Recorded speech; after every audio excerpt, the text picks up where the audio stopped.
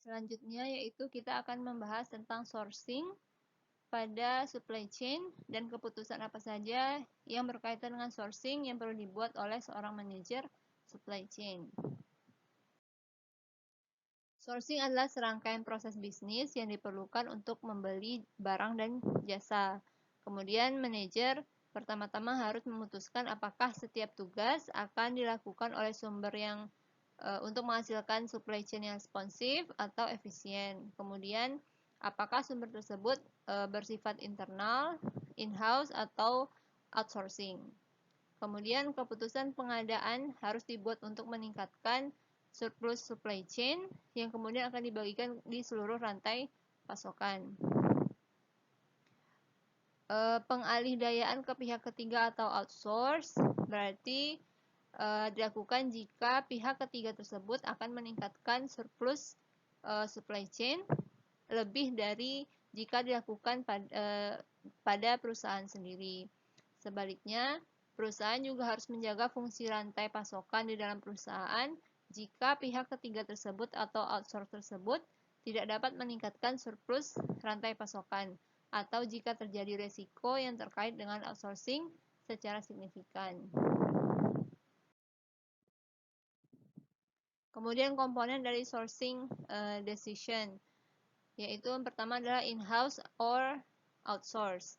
Yaitu keputusan pengadaan yang paling signifikan bagi perusahaan, yaitu apakah melakukan suatu tugas oleh perusahaan sendiri atau melakukannya atau menyerahkannya kepada pihak outsourcing atau pihak ketiga.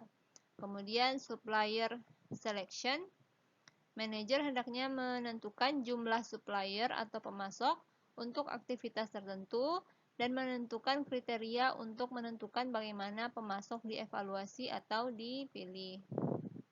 Kemudian procurement merupakan proses untuk pengadaan barang dan jasa pada supply chain dan perusahaan harus menyiapkan pengadaan bahan untuk memastikan koordinasi yang baik antara pemasok dan pembeli.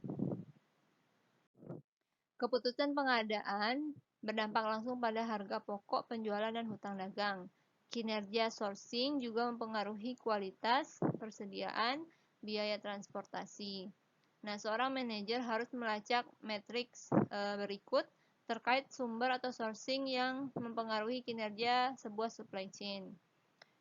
Terdapat days payable outstanding, yaitu mengukur jumlah hari ketika pemasok menyelesaikan tugasnya, kemudian kapan pembayaran harus dilakukan.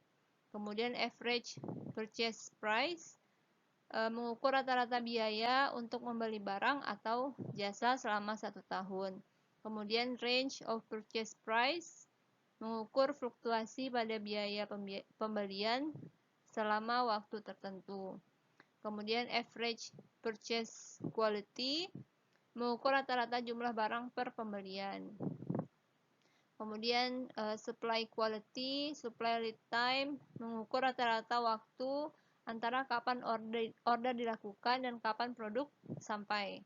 Kemudian percentage of on-time deliveries, mengukur perbedaan antara pengiriman dari pemasok yang tepat waktu.